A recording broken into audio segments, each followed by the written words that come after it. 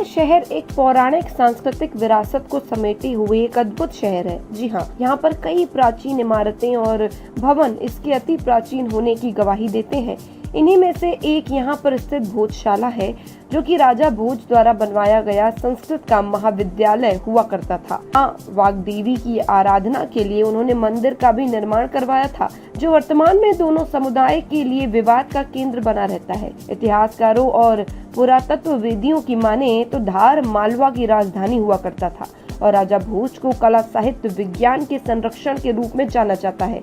उन्होंने संस्कृत अध्ययन के लिए भोजशाला का निर्माण करवाया था, जहां एक और बहुसंख्य हिंदू समाज इसे राजा भोज द्वारा बनवाया गया संस्कृत विद्यालय ये मानते हैं, वहीं दूसरी ओर मुस्लिम समाज इसे कमाल मौलाना मस्जिद मानते हैं। सालों से चले आ रहे इस विवाद को अब उच्च न्यायालय द्वारा संज्ञान में लेकर ASI की 5 सदस्य समिति गठित करके GPS और GPRS और कार्बन डेटिंग मेथड के द्वारा पिछले 17 दिनों विवादित भूमि पर सर्वे का कार्य चल रहा है।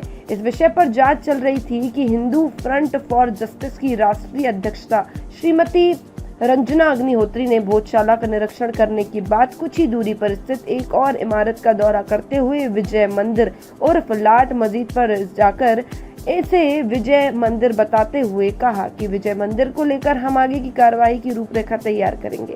बहुसंख्य हिंदू समाज की माने तो ये स्थल विजय मंदिर है और मुस्लिम समाज की माने तो ये लाट मस्जिद है। फ्रंट फॉर जस्टिस की राष्ट्रीय अध्यक्षा श्रीमती रंजना अग्निहोत्री ने धार में भोजशाला के बाद विजय मंदिर को भी हिंदुओं की आस्था का केंद्र बताया। उन्होंने धार में विजय मंदिर उर्फ लाट मस्जिद का दौरा कर इस ओर ध्यान आकर्षित करने का प्रयास किया है। आज जो हम लोगों का ये प्रोग्राम था कि धारा नगरी में कितने और राजा भोज से संबंधित उनकी स्मृतियाँ और सांस्कृतिक धरोहरें हैं, उसी परिप्रेक्ष्य में ये जो है विजय मार्तंड मंदिर में आज हम लोग आए और इसको भी देखा और देख करके दुख बहुत हुआ कि किस तरीके से मूर्तियों को तोड़ा गया है, जानबूझ के मूर्तियों को मिटाने की चेष्टा की गई है। ये वही मुगल आक्रांता है जिन्होंने भोजशाला में, काशी विश्वनाथ में, अयोध्या में, मथुरा में इन लोगों ने हमारे जो धर्म संस्कृति के चिन्ह थे या हमारी जो सांस्कृतिक धरोहर थी, हमारी आस्था के प्रतीक थे, उन पर प्रहार किया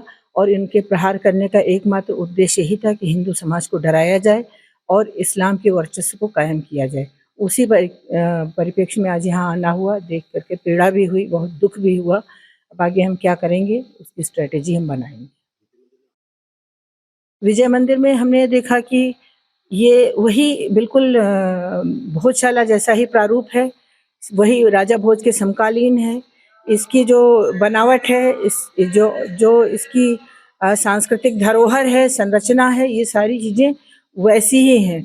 खंभों पर मूर्तियां हैं, 12 भगवान की मूर्तियां हैं, देवी मूर्तियां हैं, कलश हैं, घंटियां हैं, मकर की मूर्तियां हैं, ये सारी चीज़ें यहाँ दिखाई पड़ी और गर्भगृह दिखाई पड़ा। सिंहासन 32 के विषय में सुना था तो 32 पुतलियों का भी सिंहासन दिखाई पड़ा और 32 पुतलियों को जिस तरीके से तोड़ा फोड़ा गया है, यहाँ सुना है कि साल में 2 बार नमाज होती है और नमाज को पढ़ाने के लिए मूर्तियों को नष्ट किया गया है। ये सारी चीज़ें देख करके आत्मा आहत हो गई है।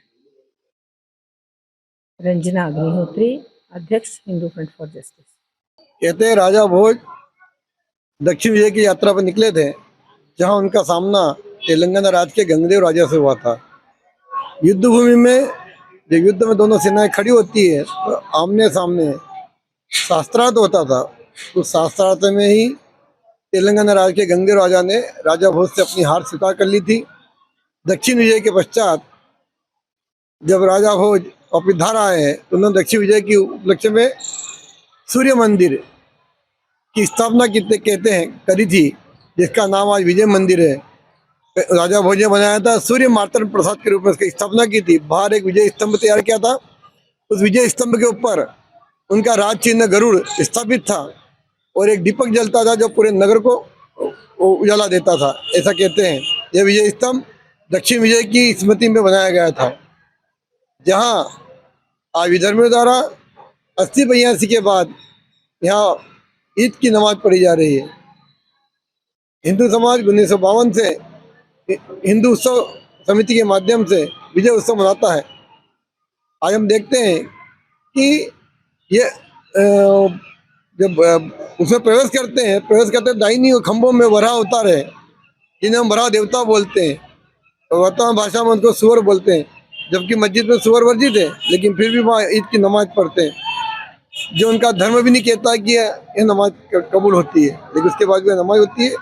यह राजा भोज की कचहरी थी, जहाँ बैठकर राजा भोज न्याय करते थे।